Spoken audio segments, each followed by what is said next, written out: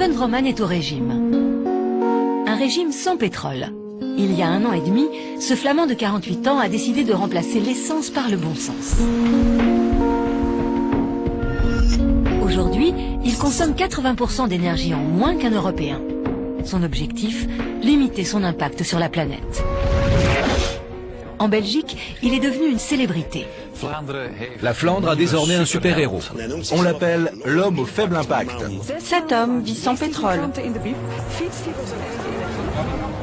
Avant, je vivais, je pense, comme tout le monde autour de moi. Donc, je prenais l'avion pour mes voyages. De temps en temps, je prenais la voiture.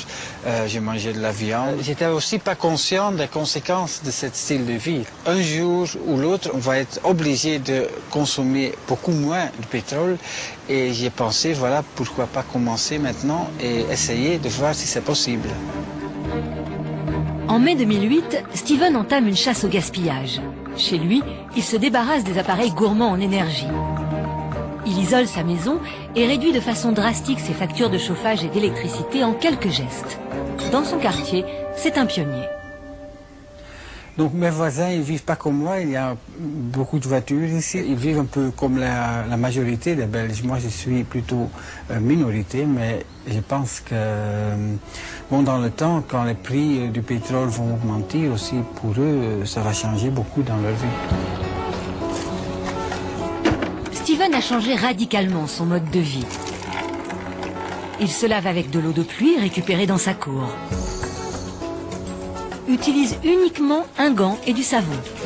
En renonçant à son bain quotidien, au gel douche et au shampoing, il économise ainsi plus de 1000 litres de pétrole par an. Peut-être pour pas mal de gens, c'est un peu une méthode de Moyen-Âge pour se laver, mais pour moi, c'est une habitude en fait. Et il y a beaucoup de gens dans le monde qui n'ont même pas les moyens de se laver comme ça, donc moi je suis contente de le faire comme ça, j'ai pas de problème. Pour réduire sa consommation de pétrole, Steven ne recule devant rien. Même les technologies qui paraissent les plus farfelues. Pour travailler sur son ordinateur, il a mis au point un vélo qui produit de l'électricité. Et pour la musique, il utilise son lecteur MP3 à manivelle, sans pile ni batterie. Je pense que pour pas mal de gens, je suis un peu fou, peut-être, oui. Mais moi, ce que je trouve fou, c'est pour prendre l'avion, aller à New York pour un week-end ou pour jeter tellement d'énergie ou tellement de matériaux. C'est peut-être pas possible de totalement vivre sans pétrole, mais c'est bien possible de vivre avec 80% moins